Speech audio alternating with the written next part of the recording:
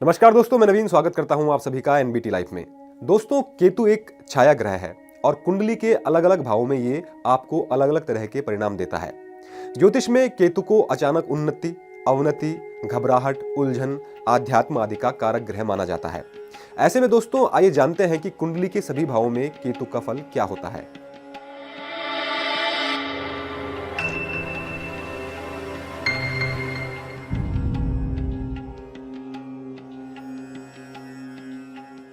प्रथम भाव यानी कुंडली के लग्न भाव में केतु का स्थित होना अच्छा माना जाता है।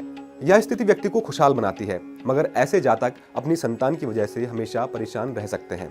हालांकि ऐसे लोग अपने माता पिता की हमेशा सेवा करते हैं। दोस्तों, दूसरा घर चंद्रमा से प्रभावित होता है, जो कि केतु का शत्रु ग्रह है। अगर इस भाव में केतु शुभ है तो जातक को पैतृक संपत्ति मिल सकती है।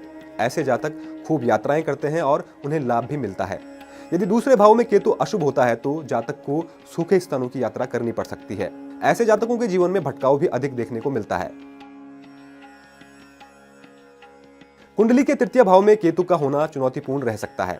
तीसरा भाव बुध और मंगल का होता है और दोनों ही केतु के शत्रु ग्रह हैं। इस भाव में केतु शुभ है तो जातक की संतान अच्छी और सुशील होगी और परिवार के सुख की प्राप्ति उसको हो सकती है। यदि तीसरे भाव का केतु अशुभ हो तो जातक मुकदमेबाजी में पैसे खर्च कर सकता है। वैवाहिक जीवन में भी परेशानियों का सामना ऐसे लोगों को करना पड़ सकता है। अगर चतुर्थ भाव में केतु शुभ हो तो जातक भगवान पर विश्वास करने वाला और पिता और गुरु के लिए भाग्यशाली होता है। ऐसे जातक को अच्छी संतान की प्राप्ति होती है। चौथे भाव में केतु अशुभ होने से जातक अप्रसन्न रह सकता है और उसकी मां को भी कई प्रकार के कष्ट हो सकते हैं। पांचवा भाव सूर्य का माना जाता है और अगर इस भाव में केतु है तो आपको अच्छे फलों की प्राप्ति हो सकती है। ऐसे जातकों की आर्थिक स्थिति अच्छी रहती है। केतु अशुभ हो तो जातक अस्थमा से पीड़ित हो सकता है। संतान से संबंधित समस्याएं भी ऐसे लोगों को हो सकती हैं।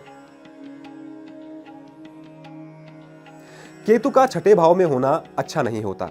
यहाँ केतु दुर्बल माना जाता है। हालांकि यह केतु का पक्का घर होता है। यहाँ केतु के परिणाम बृहस्पति की प्रकृति पर निर्भर करते हैं। यहाँ स्थित केतु संतान को अच्छे परिणाम देता है। जातक एक अच्छा सलाहकार होता है। सातवां घर बुध और शुक्र का माना जाता है। यदि सातवें भाव में केतु हो तो ऐसे लोग 24 साल से 40 साल तक खूब धन कमा सकते हैं। ऐसे जातक दुश्मन से डरते हैं। यदि केतु अशुभ हो तो जातक बीमार रहता है और शत्रुओं से पीड़ित रहता है। आठवां भाव मंगल का माना जाता है, जो कि केतु का शत्रु है। ऐसे जातकों को 34 साल की उम्र के बाद शुभ फल मिलते हैं अगर आपके अष्टम भाव में केतु है। चंद्रमा के दूसरे भाव में स्थित होने पर भी आपको यही परिणाम मिलते हैं। यदि आठवें भाव में स्थित केतु अशुभ हो तो जातक की पत्नी बीमार रह सकती है। जातक मधुमेह और गुप्त रोग से ग्रस्त हो सकता है। नवें भाव में केतु आपके पक्षधर है। इस भाव में केतु उच्च का माना जाता है। ऐसा जातक आज्ञाकारी और भाग्यशाली माना जाता है। ऐसे लोगों को कम प्रयास से ही अच्छी सफलता मिल सकती है। यदि चंद्रमा शुभ हो तो जातक अपने ननिहाल वालों की मदद करता है। यदि यहाँ पर केतु अशुभ हो तो जातक मूत्र विकार, पीठ में दर्द और पैरों की समस्या से ग्रसित हो सकता है। 10वां घर शनि का माना जाता है और इस भाव में केतु शनि की प्रकृति पर निर्भर करता है। यदि केतु शुभ हो तो जातक भाग्यशाली होता है और अपने बारे में चिंता करने वाला होता है। यदि 10वें भाव में अशुभ केतु हो तो जातक मूत्र विकार और कान की समस्याओं से परेशान हो सकता है। जातक को हड्डियों में दर्द की समस्या भी हो सकती है। इस भाव में केतु का होना बहुत अच्छा माना जाता है। यह आपको धन देता है। यह भाव बृहस्पति और शनि से प्रभावित होता है। यदि केतु यहाँ शुभ हो और शनि तीसरे घर में हो तो यह बहुत धन देता है। जातक के द्वारा अर्जित धन उसके पैतृक धन से अधिक होगा, लेकिन फिर भी उसे अपने भविष्य के बारे में चिंता करने की आदत होगी।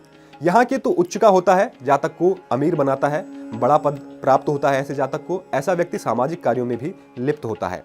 जातक को सभी प्रकार की विलासिता की वस्तुएं मिल सकती हैं। यदि केतु अशुभ होता है तो व्यक्ति को कई बार निसंतान रहना पड़ सकता है। तो दोस्तों, उम्मीद करता हूं कि आपको हमारे द्वारा दी गई यह जानकारी पसंद आई होगी। ऐसी ही रोचक जानकारियों के लिए चैनल को सब्सक्राइब जरूर करें और देखते रहें एनबीटी लाइव। नमस्कार।